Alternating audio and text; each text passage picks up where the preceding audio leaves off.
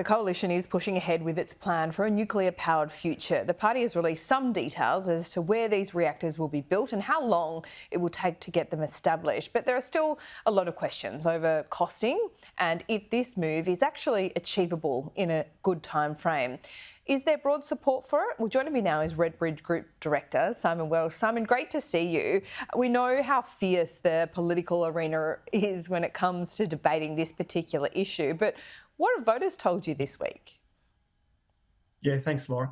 Yeah, it's interesting. I think I would consider where we are now as we're at the end of the straight of the first lap of the Melbourne Cup. There's a long way to go, but the horses are kind of settling into the rhythm. And what we're seeing at the moment is the old a third. About a third of folk are open to the idea and supportive, about a third are unsure, got questions, and about a third are against. That sort of headline probably isn't that helpful, but I think what's interesting is what's happening within each of those sort of three categories, if you will. And what's happening there, I think, represents some real headwinds for the coalition on this policy. So what we're seeing is those in that support category, about that third, give or take, are quite firm at some ends of that spectrum, but there is a significant amount of that support that is soft. And one of the key sort of softness in that support is this sense of, well, I don't think it's going to get done anyway. I can't see the communities, I can't see the states sort of aligning and this happening. So, will we just end up wasting 10, 15 years on something that doesn't end up happening? So there's softness in that support. Versus at the other end of the spectrum, the opposition is quite strong. And it's primarily sort of based around concerns around safety, well-being, Chernobyl, The Simpsons, those things keep recurring in the groups. Really? And if you're worried about that kind of stuff, if that's your motivation, it's pretty hard to shift people away from there and convince them that, that this is going to be safe. Not impossible, but hard. Sure. What's really interesting is this group in the middle. And this group in the middle, they can see the pros, they can see the cons, and they'll talk in the groups about both. They're quite open to the idea of more reliable and ultimately cheaper power in the long run. You're quite open to those ideas. The problem there is that when you then put a choice to those sorts of voters around, would you rather renewables or would you rather nuclear? That choice skews so heavily in favour of renewables. It's in our sort of quantitative work, it's a factor of about 3 to 1. Why? For every, what do they love about renewables so much? It's the sense it ties into the safety, that we can have sort of a sense of security in energy. I'll come back to that in a second, without sort of the risks and compromises of nuclear energy, the waste that comes out of that, and those sorts of things. The reason they see security in that is because fundamentally what they're sort of concerned about at the moment around supply security and even costs feeding into this is this sense of it's a supply problem.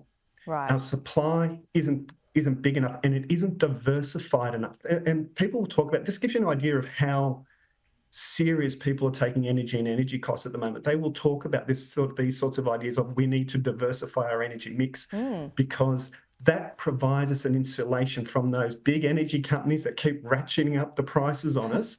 If there's more supply in the market, if there's more competition in the market, there's more sources providing it, that as consumers will give us protection. So there seems to be a disconnect between voters and big energy companies, and that fits in with, losing faith in all institutions, politics, journalism, banks, the church, all that.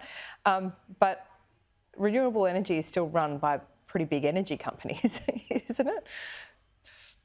It's one of the interesting things around the renewable energy brand, if you will, is that it doesn't have that same sort of tarnish on it that, that the big energy companies. Simon. Exactly. There's a long way to go in this race.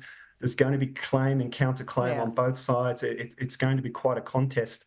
But I think, sort of stepping one step away from the focus groups for a moment and talking about sort of the broader political strategy, I think this is the interesting thing is you had a government that was losing altitude very much on cost of living and those sorts of issues. And now the coalition has pivoted and given permission, in a sense, Yeah. for a debate around energy and energy policy, which I think the government Interesting would much you rather say have. that. Yeah, I agree with you, and you can see that. I think Albo's got that message from the focus groups, and that's why he is bringing this up time and time again.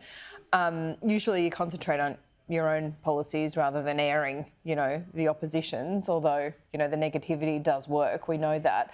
But is Dutton getting any points for actually taking a risk and being bold? Yeah. So there are particular voter cohorts where that, I might not even agree with nuclear energy, but good on him for putting up some ideas. Absolutely. That's a really interesting story in itself. So, but it was happening sort of even before nuclear energy. So it's sort of started to happen around voice. So there's a type of aspirational voter who was very, very much important to Scott Morrison's win in 2019, that they were sort of scared off by some of the economic reform that Bill Shorten was talking about at that time, and left the coalition in 2022 because that they didn't think ScoMo was doing a good job and had sort of let down the country and let down their sort of sense of aspiration. The way he handled COVID contributed to their economic stress, those sorts of things. That cohort has started coming back to the coalition, and that's sort of been the key driver of their increase in primary that we've been seeing over these last few polls. And nuclear really cements that cohort. Right. Absolutely, there is a type of voter. Now, how decisive that cohort is, because as I say, these are sort of once Liberal voters sort of coming back home to roost. So how decisive that is in an electoral sense, I think is a different question. It certainly makes Labor's job harder. It certainly makes minority government harder, but there's probably not enough of them in those key seats to sort of return coalition to government.